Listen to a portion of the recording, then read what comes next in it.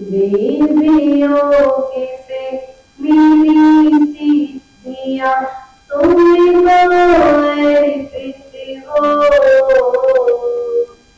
मेरे समय की सभी रिद्धियां तुमको अर्पित हो।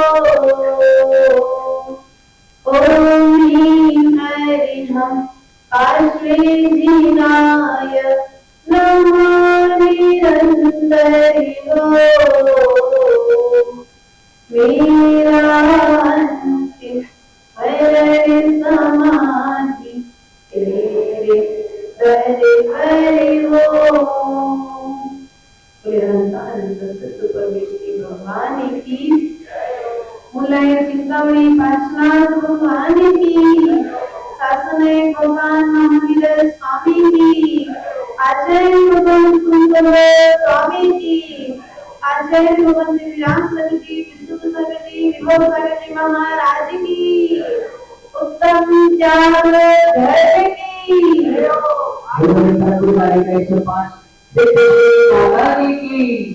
वंदनीय की। आज उत्तम त्याग धर्म का दिवस है और यह उत्तम त्याग धर्म हमें त्याग की प्रेरणा देता है। एक तो हमने जो अर्जन किया है उसका विसर्जन करना दान। क्या? जिसका अर्जन किया है उसका विसर्जन करना दान है। लेकिन जो हमारे पास है, कहीं बाहर से आया नहीं है, उस वस्तु को त्याग करना त्याग धर्म है। लेकिन यहाँ पर होता हर बार क्या है कि त्याग धर्म के दिन हम त्याग की महिमा को ना गा करके हम दान की महिमा को गाएं और त्याग और दान को मिक्स कर देते हैं। बल्कि त्याग तो विभाव का होता है और दान जो संग्रह किया है उस वस्तु का होता है, जो आकर के हमको मिला है, जो हमारे स्वभाव से भिन्न था, ऐसी वस्तु का दान होता है। लेकिन जो हमारे स्वभाव से सहज है अर्थात हमारे कर्मों से जो सहज है, ऐसे अशुभ विचारों का, अशुभ क्रियाओं का त्याग करना ही तो त्याग धर्म है। अब यहाँ पर हमारे पूजा लिखने वाले पंडित श्री दान 4 प्रकार यहाँ पर दान की महिमा को गा रहे हैं। क्योंकि जो तुमने अर्जन किया है, ग्रहण किया है, यदि उसे तुम त्यागोगे नहीं तो वस्तु तुम्हारे पास रहते रहते तुम्हारे मानसिक स्थिति को, तुम्हारी वाचनिक स्थिति को, तुम्हारी कायिक स्थिति को बिगाड़। त्याग मन से भी किया जाता है, त्याग बदन से भी किया जाता है और त्याग काय से भी किया जाता है। काय के द्वारा त्याग, आपने कल भोजन किया था, अरे पूर्ण हो गए सब लोग, सबने कल भोजन किया था कि उपास है? किया था ना, सबने भोजन किया था और भोजन करने के पश्चात जो पर वस्तु को अपने मुख के माध्यम से ग्रहण किया था उसे आज प्रातःकालीन बेला में विसर्जन करके आए कि नहीं आए? त्याग करके आए कि नहीं आए? बोलो तो त्याग करके आए हो। अर्थात जिस वस्तु का तुमने ग्रहण किया है उस वस्तु का त्याग करना। अब ग्रहण किया था, इतना अच्छा रसगुल्ला खाया था, कैसे त्याग कर? अगर त्याग नहीं करोगे तो शारीरिक स्थिति, बोलो तो त्याग धर्म कहीं किताबों में नहीं है। ये 10 धर्म हम किताबों में ढूंढते हैं, साधुओं के पास ढूंढते हैं, प्रभु के चरण भैया प्रभु ने वही तो दिया है उपदेश में जो हम रोज जी रहे हैं। कहीं बाहर से ये त्याग धर्म तुम रोज करते हो, वो रोज तुम्हें त्याग धर्म सिखा रहा है कि जिसे तुमने ग्रहण किया है उस वस्तु में तुम्हें जितनी आवश्यकता है अपनी आवश्यकता के अनुसार उसे अर्जन कर लो, और जो वेस्टेज है अब तुम्हारे उपयोग का नहीं है उसे त्याग कर दो। हमारा शरीर यही करता है ना, जो उपयोगी रहता है उसमें से सब कुछ ग्रहण कर लेता है, और जो अनुपयोगी रहता है उन सबका बाहर त्याग। लेकिन हम त्याग ना करें तन के माध्यम से तो तन की स्थिति बिगड़ेगी, और तन के साथ मन की स्थिति बिगड़ेगी, और मन के साथ वचन की स्थिति भी। ये त्याग धर्म हम रोज त्याग करते हैं, लेकिन हमने मल का त्याग करना तो सीखा है, लेकिन मल रूप जो परिग्रह है उस परिग्रह का त्याग करना नहीं। इसलिए हमारी बुद्धि बिगड़ जाती है, बुद्धि भ्रष्ट हो जाती है लोगों की अंतिम समय में। और साक्षात भी अहंकार आना ही तो बुद्धि को भ्रष्ट करना है, क्रोध आना ही तो बुद्धि को भ्रष्ट करना है। क्योंकि धन के अहंकार में आकर की व्यक्ति क्या कुछ नहीं करता।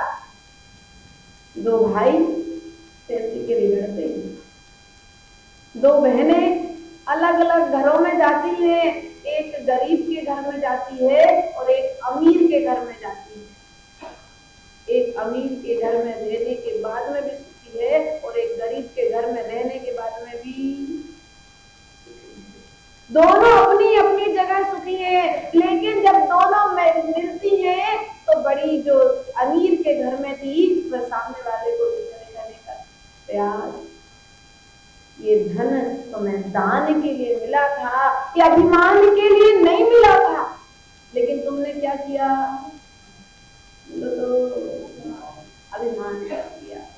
आज जिनके पास नहीं है उनके पास में भी अभिमान है, और जिनके पास है उनके पास में भी अभिमान है। इसलिए ध्यान रखना, जितना तुमने संग्रह करके रखा है वो तुम्हारे साथ में जाने वाला आचार्य भगवान कह रहे जाएगा। जितना तुमने अर्जन किया है वो एक एक हिसाब किताब तुम्हारे साथ में जाएगा। कैसे जाएगा शैलेंद्र भैया, ओम जी? कैसे जाएगा रितेश भैया? जिस वस्तु का तुमने अर्जन किया है, जितने धन को तुमने अर्जन किया है, वो धन का पूरा हिसाब किताब तुम्हारे साथ में जाने वाला है। ध्यान रखना, तुमने पाप से अर्जन किया है तो पाप का हिसाब तुम्हें भोगना पड़ेगा, और तुमने यदि पाप से अर्जन किया है और उस धन को पुण्य के क्षेत्र में विसर्जन कर दिया है तो वो पुण्य का हिसाब किताब तुम्हारे साथ में। बताओ, धन साथ में गया कि नहीं गया? बोलो। धन के निमित्त से जो तुमने पुण्य कमाया वो पुण्य तुम्हारे साथ में जाएगा, और जो पाप कमाया वो पाप तुम्हारे साथ में जाएगा। अब धन के निमित्त से पुण्य और पाप हमारे साथ में जाना है तो एक काम करो भैया, पुण्य को लेके चलो, पाप को अपने साथ में।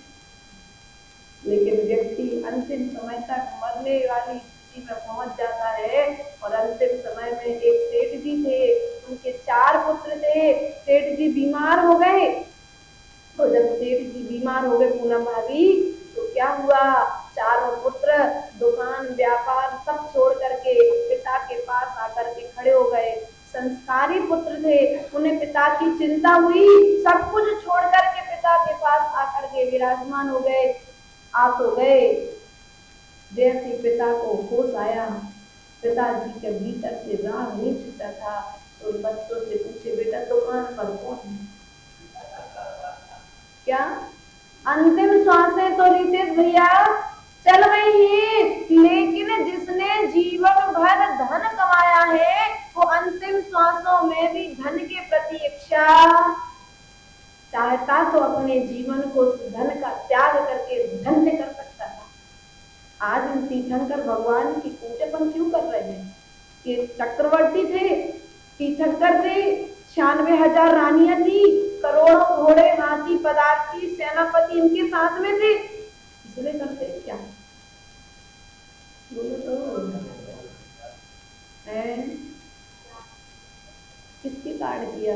इन्होंने सबको जो छोड़ दिया ज्योति भाभी, इसलिए हमने इनकी पूजा अर्चना करना। अर्थात जैन दर्शन में त्याग की पूजा है, भोग की पूजा। अब तुम 4 रुपए देकर के तिलक लगाने की जो भावना रखते हो, 4 लोग तालियां बजा देंगे, तो बताओ तुमने त्याग किया कि त्याग की वस्तु का भोग कर? बोलो। तुमने दान देने के पश्चात में भी उस दान से अपने अहंकार की पूर्ति के लिए जो भोग की इच्छा रखी है, अब तुमने दान देकर के भी उसका फल तत्काल भोग लिया है। इसलिए प्रिय बंधुओं, दान देने के पश्चात में किसी भी तरह से भोग की भावना, तो दे दिया दान, अब मुझे उससे कोई मतलब। कुछ लोग गुप्त दान देते हैं, कुछ लोग बोली के माध्यम से दान देते हैं, कुछ लोग अपने मंचमाला देख करके दान देते हैं, कुछ लोग करुणा दान देते हैं। ध्यान रखना, दान सबको देना चाहिए। जो अर्जन किया है उसका विसर्जन जरूर होना चाहिए, क्योंकि यह विसर्जन की कला तो ये नदी सिखाती है, ये पर्वत सिखाते हैं, ये वृक्ष सिखाते हैं। देखो, यदि वृक्ष फलों का अर्जन करे तो विसर्जन ना करे तो फल को भी दुख होता है। यदि नदी जल का अर्जन करे और जल का विसर्जन ना करे तो उस नदी में भी कचरा इकट्ठा तो थोड़ा दे दिया करो प्रवचन, हमारे साथ साथ हमारा सहयोग किया करो प्रवचन करने में। अब यदि नदी अर्जन करे और विसर्जन ना करे तो नदी में भी कचरा इकट्ठा, फल वृक्ष अर्जन करे और फलों का यदि विसर्जन ना किया जाए तो फल भी लगे लगे सड़ जाते हैं। उसी प्रकार से जिस धन को तुमने अर्जन किया है और यदि उस धन का विसर्जन नहीं करोगे तो वो धन भी, बोलो तो, नष्ट हो जाएगा, तुम्हें किसी पाताल में खोद करके जाना पड़ेगा। ये ऐसा करके नहीं जाना। तुम तो अपने जीते जी एक जिनालय का निर्माण करा जाना। अपने जीते जी तुमने जितना कमाया है बच्चों को इतना संस्कार देना कि उन्हें तुम्हारे धन की जरूरत ना पड़े। तुम्हारा धन तुम पुण्य में लगा करके जाना। तुम्हारे जाने के बाद में तुम्हारा यश इस पृथ्वी तल पर गाया जाए। आज भले ही चामुंडराय चले गए, लेकिन गोमटेश्वर बाहुबली की प्रतिमा जो खड़ी है आज भी चामुंडराय का यश गाने को मजबूत कर रही। ऐसा कोई कार्य करके जाना जीते जी कि तुम अजर और अमर हो जाओ, ऐसा कोई कार्य करके मत जाना। अरे उनकी चर्चा, लोग तुम्हारा नाम लेने से पीछे कतरा है। भैया भी तो बड़े कंजूस थे, उनने तो 1 रुपट्टी तक दान, चतुर्मास हुआ उनने तो 1 रुपया तक दान नहीं कर। ऐसा कोई काम करके, अरे उनने तो बोली ली थी लेकिन देखो पैसा देते ही नहीं है। ऐसा भी काम करके बोलो तो इसका फल मिलेगा किसको? अब तुमने तो ऐसा देखा है और ऐसा सुना है, ऐसे ऐसे व्यक्तित्व से मिले हैं कि जब चतुर्मास होता है, चातुर्मास की बोलियां लगती हैं बड़े बड़े मंचों पर शैलेश भैया, और जब बोलियां लगती हैं तो ऐसे ऐसे दानदाता आते हैं कि इधर बोलेगी कि कलश हम बाद में रखेंगे मंदिर में, पहले हमारे दान की राशि। बोलो तो अब बोलो, यदि उनने जो दान की राशि ली है तुरंत जमा कर दी, अब बताओ उन्हें पुण्य फल कब चालू होगा? बोलो जब उनने दान की राशि जमा कर दी तब से उनका फल, पुण्य का फल कागज पर लिखाने अकेले से पुण्य नहीं मिलता। क्या दीजिए भैया, हमने कागज में लिखा दिया कि हमारा फलाने कलश की बोली है, हमारे फलाने शांति धारा की बोली है, वो कागज में ही लिखी है, लेकिन कभी त्याग के रूप में कुछ लोग कागज पर लिखा देते हैं लेकिन उस कागज का कभी आचरण नहीं कर पाते हैं। इसलिए दान के, जैसे तुमने मुख से दान किया है वैसे वो कागज में लिखा है तो उसका तुम्हें कोई फल मिलने वाला। अब अपने आप को महान। जब तक तुमने शांति धारा की बोली लेने के पश्चात में 16 भैया जमा नहीं करी, तब तक तुम्हें फल की प्राप्ति। बोलो तो तुम 6% पुण्य की इच्छा रखी हो कि चतुर्मास में हमने कलश रखो, तो 6 परमात्मा जी सामयिक कर रहे, आहार कर रहे, निर्दोषचर्या कर रहे, तो 6% फल रहा। धोखे मत रहना।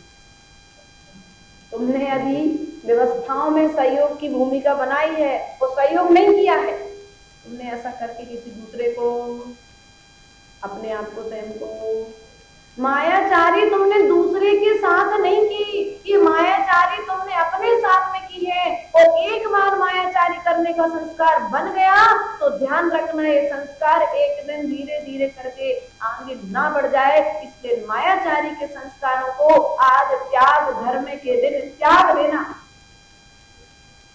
ध्यान रखना अपने जीवन में। व्यक्ति दान किन वस्तुओं का करता है?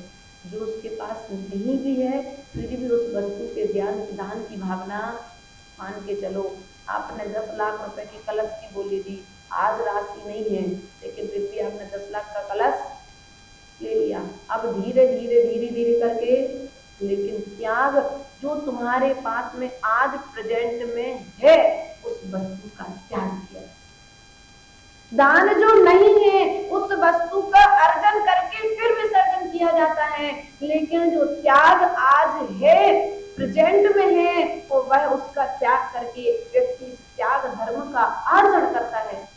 इसलिए प्रिय बंधु, हमें अर्जन के साथ साथ आज के दिन विसर्जन की कला सीखना है। यही तो हमारा सम्यक दर्शन है। चक्रवर्ती त्याग धर्म के लिए डिंडोरी पिटवा दी कि मेरे राज्य में, राजकोष में पैसा बढ़ रहा है, मैं इस धन के लिए धर्मात्माओं के लिए देना चाहता हूँ। अब धर्मात्माओं के लिए देना तो चाहता हूँ, सभी धर्म करते हैं, लेकिन फिर भी मेरे धन का पात्र कौन है? उन पात्रों के लिए मैं अपने धन का उपयोग अन्य कहीं पर नहीं। उसने डिंडोरी पिटवा दी पूरे नगर में, और जब डिंडोरी पिटवा दी गई तो नगर के सभी लोग एकत्रित हो गए। और जब नगर के सभी लोग एकत्रित हुए तो उसने परीक्षण के लिए मार्ग में घास बिछवा दी। जो अहिंसा धर्म को मानने वाले होंगे और नहीं मानने वाले होंगे, उनका परीक्षण इस घास के निमित्त से, अर्थात जो धर्मात्मा होंगे वे इस घास पर चल करके नहीं आएंगे, और जो धर्म पर विश्वास करने वाले नहीं होंगे वे हमारे दान के पात्र भी नहीं होंगे। ऐसा विचार करके उसने घास बिछवाई। बहुत सारे लोग धन के लोभ में, दान के लोभ में, उस वस्तु को प्राप्त करने के लोभ में राज दरबार में प्रवेश तो कर गए, लेकिन भोग सामग्रियां तो मिली, लेकिन उपभोग सामग्रियों के पात्र नहीं मिले। भोग अर्थात जो एक बार भोगी जाए, अर्थात भोजन आदि सामग्रियां तो मिली, लेकिन उपभोग सामग्री धन है, सोना है, आभूषण है, वस्त्र है, आदि आदि सामग्री उनको प्राप्त नहीं हुई। क्यों? क्योंकि राजा ने, चक्रवर्ती ने उनका परीक्षण किया, उसके पश्चात में दान, अर्थात दान देने के पूर्व इस दान का चयन करिए। मेरे दान की सबसे ज्यादा जरूरत, मेरे दान का सदुपयोग हो रहा है कि दुरुपयोग हो रहा है? अर्थात द्रव्य दान देने के पहले आप स्थान का अर्थात पात्र का चयन कीजिए। क्या करना है? त्याग करने के पहले, वस्तु का त्याग करने के पहले जो तुमने त्याग किया है वो दान रूप में परिवर्तित हो, उस दान के पात्र का चयन कीजिए। तो रैण सार ग्रंथ राज में आचार्य भगवान स्वामी ने दान के लिए पात्र, सुपात्र, उपपात्र रूप में 3 व्यवस्थाएं बनाई। जो श्राद्ध की जीव है उनके लिए दिया गया दान, बंजर भूमि में बोया गया बीज अर्थात पात्र को दान, मिथ्या दृष्टि जीवों के लिए दिया गया दान। मिथ्या दृष्टि जीव का समझते हैं ना सभी लोग? ऐसे स्थानों पर दिया गया दान जहां पर भोग की सामग्रियों का निर्माण होना है, जहां पर सरागता का प्रदर्शन होना है, ऐसे स्थानों पर दिया गया धन का दान तुम्हें भविष्य में कुछ बंजर भूमि में बोए गए बीज के समान। अब पात्र को दिया गया दान, किसको दिया गया दान? पात्र। उसके पश्चात में आता है पात्र अर्थात सम्यक दृष्टि श्रावक, देव शास्त्र गुरु का सच्चा भक्त, क्षुल्लक एलक देशव्रती अणुव्रती आदि। उसके पश्चात में सुपात्र में महाव्रतियों के लिए रखा है। महाव्रती अर्थात मुनि, आचार्य, उपाध्याय, मुनि और आदि का नाम। इन्हें सुपात्र के कोठरी में रखा गया है। यदि तुमने इनके निमित्त से दान दिया है तो वह दिया गया दान, आचार्य भगवान कहते हैं, वह अति सच्ची मन से राय के दान बराबर यदि दान दिया जाए तो वह राय के दान सच्चे मन से दिया गया दान तुम्हारे लिए सूर्य पर्वत के जैसे फल को देने वाला होगा। लेकिन सच्चे मन से होना चाहिए दान, भावनाओं से होना चाहिए दान। अरे उनने कही थी तो हमने दे दी, हमारी कौन गुंजाइश, यानी वे जबरदस्ती लिख ले गए हमारा नाम, नहीं, ऐसा नहीं होना चाहिए। दान देने के बाद में अहोभाव होना चाहिए कि भगवान मैंने तो जीवन भर अर्जन किया है, आज मुझे विसर्जन करने का सौभाग्य मिला है। मरे मन जैसे नहीं हो जाओ। जैसे वृद्ध व्यक्ति की स्थिति होती है ना, ऐसे दान देने के पश्चात कुछ व्यक्तियों की स्थिति होती है, यार काय को देता हूँ, इतने नहीं दे के हम लोग और देते तो ज्यादा अच्छा रहता। हमने यहाँ शैलेश भैया को दान दिया तो उन्हें जरूरत ही क्या थी? नहीं भैया, शैलेश भैया को जरूरत तो किसी की नहीं थी, सुलभ भैया को जरूरत तो किसी की नहीं थी, अर्थात यहाँ पर बैठे प्रत्येक श्रावक को किसी के दान की जरूरत नहीं थी। इतना कमाता है कि स्वयं एक एक मंदिर खड़ा करना चाहे तो स्वयं खड़ा कर सकता है। लेकिन तुम्हारा धन जो जीवन भर तुम अर्जन कर रहे हो, तुम इस निमित्त से, इस दिनालय के निमित्त से, इस चातुर्मास के निमित्त से कुछ विसर्जन कर सकते। अर्जन के साथ साथ तुम विसर्जन की कला सीख सको। तो तुम्हारे द्वारे गए थे कि भैया का दान, लेकिन तुमने जी आ गया उम्मा, क्या कहते हैं यार जी आ गया। सोचो कि तुमने जो जोड़ जोड़ कर रखा है, तुम्हारे लिए त्याग धर्म का संदेश देने के लिए आए, और तुम्हारे धर्म को कोई किसी पार्टी में लगाने नहीं आए, कोई अन्य स्थानों पर लगाने के लिए नहीं आए। तुम्हारे धन को जिनालय की वैया वृत्ति में लगाने के लिए लेने आए हैं, तुम्हारे धन को साधु की वैया वृत्ति में लगाने के लिए लेने आए हैं। लेकिन तुमने क्या सोच लिया? अब आ गया। अब क्या कहेंगी माता है, कोई कहेगा अभी वो नहीं है, वो आ जाएंगे तब हम देंगे, और भैया होंगे तो अरे हमने अभी पूछे ही नहीं, आ रहे कैसे दे दे। ऐसा भी देखो, ये आरजू का नाम लिया है, मतलब जैसे सवाश्री का नाम ले दिया या संगश्री का नाम ले दिया या किसी पर्सनल व्यक्ति का नाम ले, तो ये पर्सनल उस व्यक्ति का गुण भी समझना कि हम सभी सामान्य साधकों की ऐसी ही स्थिति है। इसलिए हम उदाहरण को उदाहरण तक सीमित रखें, उसे किसी की पर्सनल लाइफ में लेकर के प्रवेश ना करें, वरना हमारे जाने के बाद में हम यहाँ से बाहर निकले नहीं, क्यों भैया तो हम ऐसे गलत करते। माता जी तो कह रही थी नहीं, ये प्रत्येक जीव की स्थिति है।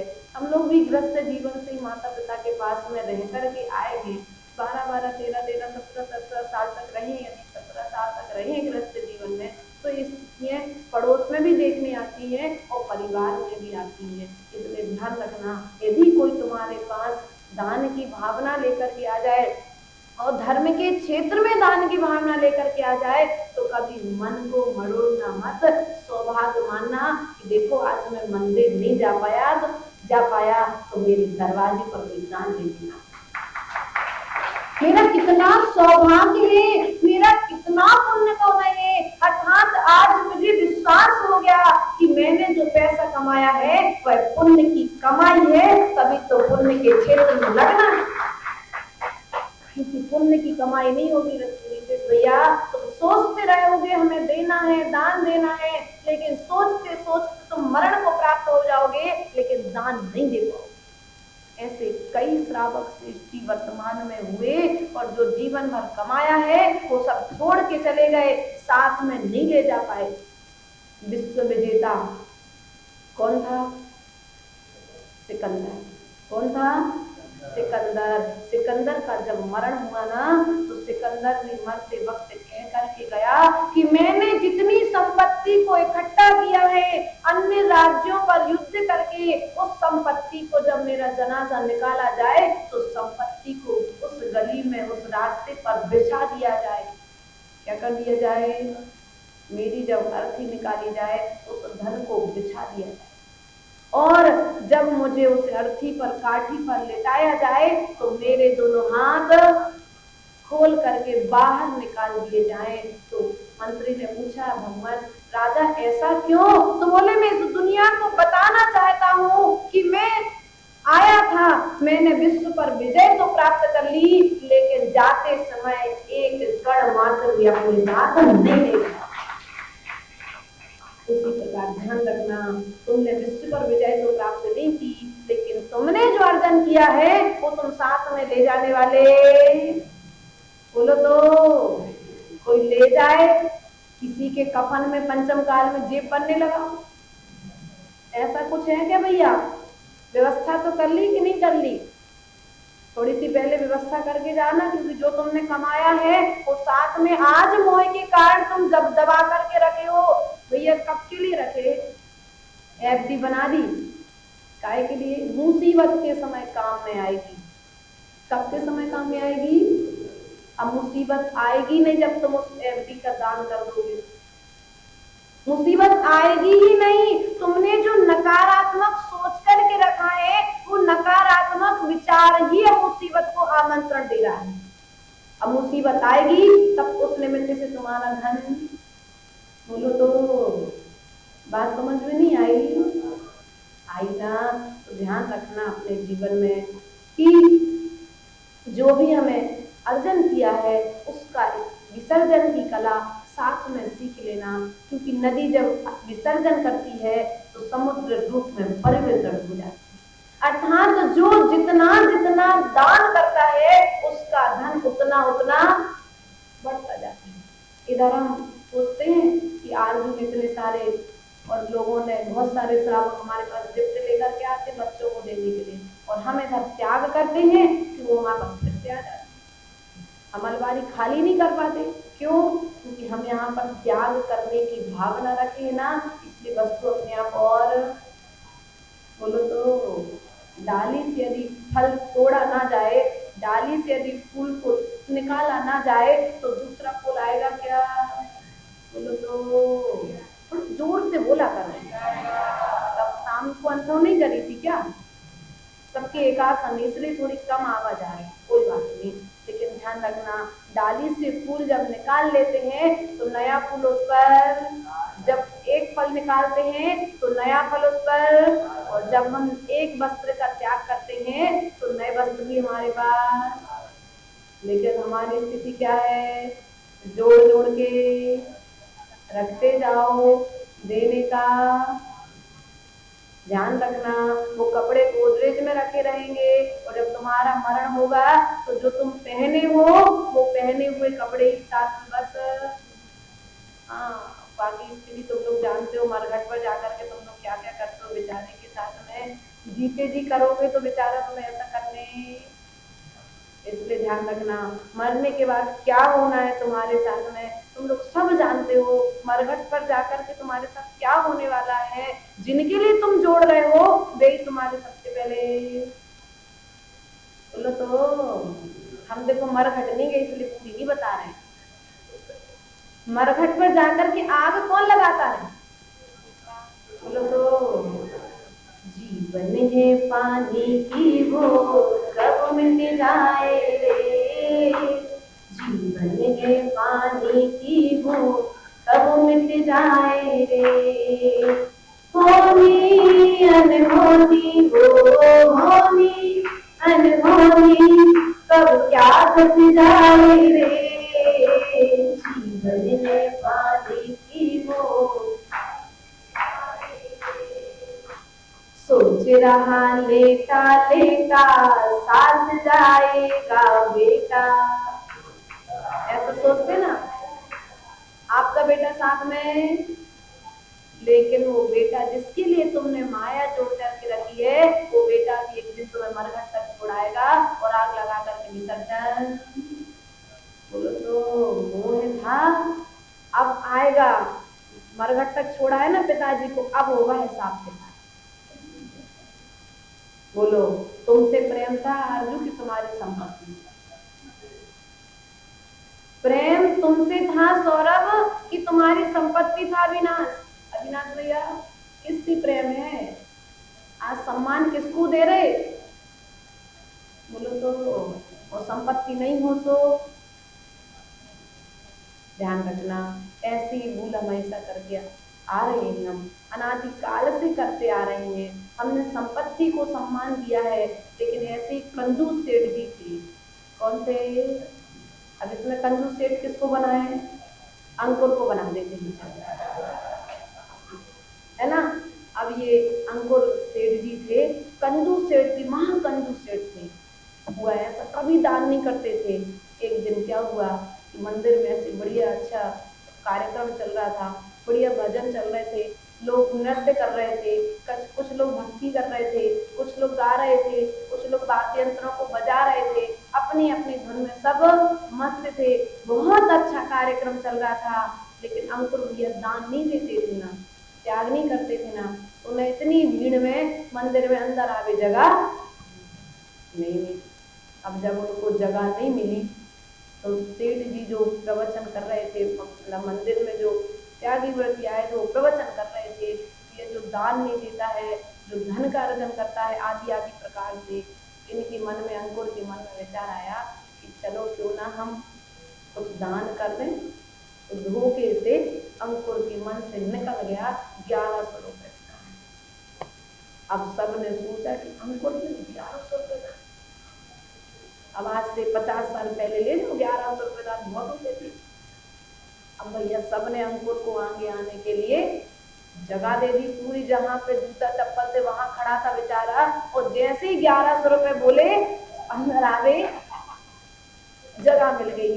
अब जैसे अंकुर भैया अंदर आए तो वे तो अभिमान से भरे थे कि देखो, यदि हमारी पूजा होती तो तुम हमारा ने आन देते, लेकिन तुमने हमारा सम्मान नहीं किया। हमने जैसे 1100 रुपए बोले तो तुमने हमें तिलक लगावे आगे बुला लिया। ऐसा वो वक्तव्य में प्रवचन, मतलब साधु के बाद में प्रवचन में कह रहे थे, बोले 2 मिनट बोले, सुनने ऐसी बात बोली तो साधु बोले चलो बैठ जाओ। बोले देखो उनको ध्यान रखना, हमने तुम्हारे लिए तिलक नहीं किया, तो तुमने अर्जन किया था ना, तो अर्जन का तुमने विसर्जन किया है, तो त्याग का तिलक तुम्हारे मस्तक पर लगाएंगे। हमने आज भी धन का सम्मान नहीं किया है, तुमने जो त्याग किया है, अर्थात आज आपके लिए त्याग का तिलक लगाया जाता है, तुम्हारे सम्मान का तिलक नहीं लगाया जाता है। तुम्हारे गुणों के सम्मान का तिलक तुम्हारे मस्तक पर लगता है, लेकिन हमारी स्थिति क्या बन जाती है? अरे भैया, बड़े बड़े महाराजों के पास जाओ, वे तो पैसे वालों को पूछेंगे। भैया ध्यान रखना, कभी कोई साधु पैसे वालों को नहीं पूछता। तुम्हारे पास पैसा है ना ओम जी, इसलिए नहीं पूछता साधु तुम्हारे पास, तुम उस अर्जन संपत्ति का विसर्जन करते हो, इसलिए तुम्हें सम्मान देता है। लेकिन हमारी मानसिकता क्या बन जाती है? आचार्य गुरुदेव ने बहुत अच्छा समाधान दिया था शैलेश भैया इस विषय का। एक बार आचार्य गुरुदेव के पास प्रश्न आया कि महाराज, हम लोग जब भी जाते हैं हमें फलाने महाराज के पास स्थान नहीं मिलता, वहां तो करोड़ों करोड़ों वालों के लिए सम्मान मिलता है। आचार्य गुरुदेव ने कहा यदि वे बड़े महाराज विसर्जन करने वालों को सम्मान ना दे तो अस्पृथ्वी जैसे खड़े नहीं होते, क्योंकि सम्मान हमने अर्जन के बाद विसर्जन का सम्मान किया है, हमने संपत्ति का सम्मान नहीं किया है। लेकिन हम अज्ञानी क्या होते हैं? अरे वे तो पैसा वाले हैं, अब तो कौन हमें पड़गान मिलते, पैसा वालों को पड़गान मिले। ऐसा सोच करके तुम्हारे मन में पैसे के प्रति श्रद्धा है, लेकिन साधु के मन में त्याग के प्रति सम्मान। इसलिए हमेशा साधु त्यागी को सम्मान देता है, त्याग को सम्मान देता है। ध्यान रखना, जो व्रत नियम लेता है या तो वो चरणों तक पहुंच पाता है, या फिर जो अर्जन की हुई संपत्ति का विसर्जन करता है वो चरणों तक पहुंच पाता है। परिग्रह करने वाला कभी चरणों का आपका गंधक नहीं प्राप्त कर पाते हैं। अपनी सोच को नकारात्मक ना बना करके सकारात्मक विचार कीजिए। बुद्ध सदा एक ही बात कहते थे, यदि उन्होंने अर्जन करने वालों को विसर्जन का उपदेश ना दिया होता तो आज विद्यालय खड़े हैं, हथकरघा खड़ा हो गया है, आज गौशालाएं चल रही हैं, आज नाना तरह की व्यवस्थाएं चल रही हैं धर्म को आगे बढ़ाने के लिए, धर्म की स्थापना के लिए। लेकिन हमने उन बड़ों की बड़ी सोच को तक ना पहुंच पाने के कारण अपनी सोच को उनके प्रति नकारात्मक, अब तुमने जो उनके प्रति नकारात्मक सोच बनाई है ना, तो नकारात्मक सोच उनका कुछ भी करने वाली नहीं है, तुम्हें कर्मों से बांधने वाली। इसलिए कभी भी किसी के भी प्रति भी तो बुरा, आज त्याग धर्म का दिन है, इतना नियम जरूर ले लेना कि मैं कभी किसी महाव्रती के प्रति सकारात्मक ना सोच पाऊं, तो मैं नकारात्मक कभी विचार, बोलो तो लेना तुमको है, हमको नहीं लेना, ये नियम हमारा तो है। इसलिए ध्यान रखना ये बंधुओं, आज त्याग धर्म का दिन है और त्याग धर्म के दिन हमें कसायों का त्याग करना है। किसका त्याग करना है? जिस संपत्ति के कारण हम भाई भाई को अलग होना पड़े, उस संपत्ति का त्याग कर देना ही उत्तम त्याग है। भाई भाई का अलग होना, पिता पुत्र का अलग होना, माँ बेटे का अलग होना कोई न्याय, एक घर में एक ध्यान रखना, आज के समय से सही विका के वो जा रहा पर बाद में समझ लेना। लेकिन ध्यान रखना, हमने जो संपत्ति अर्जन की है उन संपत्ति का विसर्जन कर दो। ये संपत्ति हम भाइयों को लग कर रही है ना, संपत्ति नहीं चाहिए, उस संपत्ति को ले जाकर के मंदिर में लगा दो, लेकिन भाई भाई को जोड़ना, परिवार की एकता ध्यान रखना। आज लगता है हम लोगों ने देखा भैया, थोड़ा सा इसलिए आपसे कहते हैं कि आज समण संस्कृति की सुरक्षा के लिए परिवारों का संगठित होना अनिवार्य नहीं है। यदि परिवार संगठित रहेगा तो श्रवण संस्कृति सुरक्षित रहेगी, साधु संघ संगठित रहेगा तो श्रवण संस्कृति सुरक्षित रहेगी, और साधु संघ यदि विघटित हो गया, परिवार विघटित हो गया, तो श्रवण संस्कृति सुरक्षा, परिवार की सुरक्षा के लिए, परिवार के सम्मान के लिए, परिवार के अभिमान के लिए हमें संगठित होना। मुट्ठी बंदी है तो किसी पर भी पार करोगे तुम जीत सकते हो, लेकिन मुट्ठी खुल गई तो कोई भी उंगली को तोड़ करके अलग। इसलिए उंगली बनने का प्रयास मत करो। धागा जुड़ गए तो वस्त्र बन गया, और वस्त्र बन गया तो हमने धारण कर लिया, और एक धागा होता तो तोड़ के तो। इसलिए हम संगठित रहने का प्रयास करें, एक साथ निभने और निभाने का प्रयास करें। क्या भैया?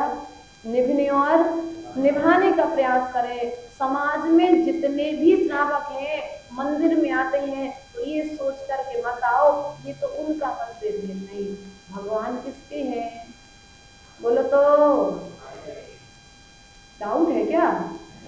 बोलो तो, भगवान किसके हैं? जिनवाणी और पापा की संपत्ति।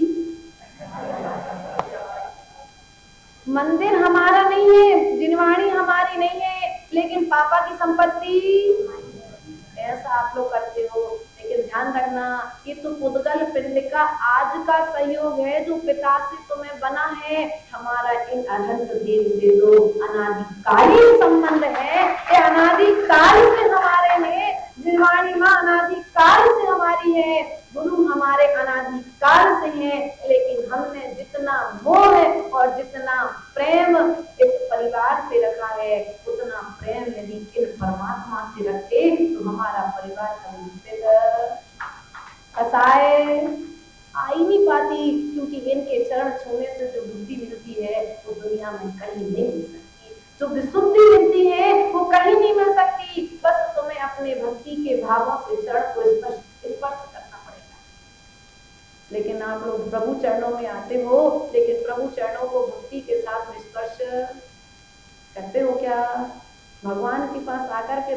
तो बन जाते हो, लेकिन भक्त बन करके आओगे तो कुछ विशुद्धि आएगी, और भिखारी बन करके आओगे तो तुमने मुट्ठी भर मांगा है तो दरिया भर मिल जाएगा, लेकिन कब तक? इसी अगले भाव में मिलने वाला। इसलिए तुम्हें इस भाव के साथ में यदि पर्वों के लिए भी कोई कुछ चाहिए है तो ध्यान रखना, अर्जन के स्थानों का चयन करो। और यदि अर्जन के स्थानों का चयन कर लिया है और चयन करने के बाद में यदि तुमने दान दे दिया है, अर्थात बोल दिया है, तो उस दान को तत्काल विसर्जन करो। जैसे मल यदि पेट में अधिक समय तक ठहरे तो अपच पैदा करता है, उसी प्रकार यदि निर्माल द्रव्य हमारे घर में अधिक समय तक है तो वह निर्माल द्रव्य हमारी बुद्धि को भ्रष्ट कर देगा, हमारे परिवार को विघटित कर देगा। इसलिए हम तो कहेंगे 1 रुपए का भी दान यदि किसी ने लिया है तो उसे तत्काल बोलो तो, मरने के बाद पिता ने बोली ले ली 1 करोड़ की, औकात तो नहीं थी लेकिन वाहवाही में ले ली। अब पिताजी तो अटैक आया तो अचानक से अब बेटा चुका। ऐसा दान, ऐसी बोली कभी मत लेना। इतना दान करना, अपनी शक्ति के अनुसार त्याग करना है। क्या करना है? अपनी शक्ति के अनुसार। आज मेरे पास कितना है, आज मैं उतना दान देता हूँ, कल मेरे पास और होगा तो मैं दान दे दूंगा। ऐसी भावना अपने भीतर में स्थापित करना है। त्याग धर्म हमसे आकर के यही कहता है कि जो हमने विसर्जन करने का भाव किया है उस विसर्जन को अब त्याग दो, वरना वह तुम्हारे लिए तुम्हारी बुद्धि को भ्रष्ट कर देगा, तुम्हारी बुद्धि को भ्रष्ट कर देगा। और भ्रष्ट व्यक्ति संसार में अपमान को प्राप्त, जो तुमने सम्मान प्राप्त किया है वो बूंद भर तिलक तुम्हारे सम्मान को, जितना तुम्हें यश मिला है उससे कई गुना व्यस, बोलो तो कह दिया, कौन देख रहा? देख, ध्यान रखना, अभी तो एक समाज देखेगी, लेकिन फिर तुम्हारे ऊपर से सामने वाले का, दूसरे का विश्वास, व्यक्ति का नजरिया बदल जाता है। लोग हमारे विषय में बुरा सोचे उसके पहले हम उस बुराई का त्याग। बात समझ में आई कि नहीं आई? आ गई हो तो जरूर आप त्याग धर्म के दिन में जो जो तुमने त्याग किया है उस वस्तु का त्याग आज के दिन कर देना। ध्यान रखना, क्योंकि ये जो मंदिर की व्यवस्था है, आदि आदि जो व्यवस्थाएं चलती हैं, सब आपके त्याग पर ही, आपके दान पर ही। चाहे साधु की सेवा हो, दान के 4 स्थान बताए हैं। कितने स्थान बताए हैं? 4 स्थान बताए हैं। दान 4 प्रकार, 4 संग को विधे, औषधि दान, अभय दान, शास्त्र दान और बोलो तो आवास दान। इस प्रकार से यहाँ पर 4 दानों की व्यवस्था यहाँ पर बताई गई है। लेकिन हम 4 दानों में कौन सा दान करते हैं? बोलो तो ज्ञान दान करते हैं। ज्ञान दान के लिए शास्त्र उपकरण साधु को भेंट करके आप ज्ञान दान कर सकते हैं। ज्ञान दान में कौंडेस ग्वाला प्रसिद्ध हुआ, जो वर्तमान में आकर के कुंद कुंद स्वामी बना। आवास दान में एक सूकर, जो पूर्व की पर्याय में धोबी था और 2 के बीच में मोची और धोबी के बीच में लड़ाई हुई, मर करके एक शेर हो गया, एक सूकर हो गया। वो आवास दान में सूकर की व्यवस्थाएं नाम आया है। उसके पश्चात में औषधि दान में कृष्ण का और जीवनधर कुमार का नाम आया है। उसके पश्चात में अभय दान में जब रानी चेलना गर्भवती हुई, तो सीता गर्भवती हुई, तो शायद 7 दिन तक अभय दान की घोषणा नगर में की गई। ऐसे बहुत सारे कथानक आते हैं जहाँ पर अभय दान की विशेषताएं बताई गई हैं। इसलिए प्रयास करना, औषधि दान साधु को हो, श्रावक को हो, यदि वास्तविकता में स्वस्थ रहना चाहते हो तो औषधि दान करो। क्या करो? स्वस्थ रहना चाहते हो तो औषधि दान करो। ज्ञान में वृद्धि करना चाहते हो तो ज्ञान दान करो, अर्थात ज्ञान का उपकरण शास्त्र। अब शास्त्र नहीं है, एक काम करो, तो शास्त्र मंदिर में रखे हैं उनको व्यवस्थित कर दो। दिनवाणी को वस्त्र रूप में कवर चढ़ा दो। अब ये भी तो दान के क्षेत्र में आता है। है ना। इस प्रकार से हमें दान की व्यवस्थाओं को समझना चाहिए और दान की व्यवस्थाओं को समझ करके अपने जीवन उन्नति की ओर ले जाने का प्रयास और पुरुषार्थ करना चाहिए। तभी यह त्याग धर्म हमारे जीवन को ऊंचाइयों की ओर लेकर के जाएगा। बोले भगवान महावीर स्वामी की, परम पूज्य आचार्य गुरुवरेण्य सागर महाराज की जय। माता की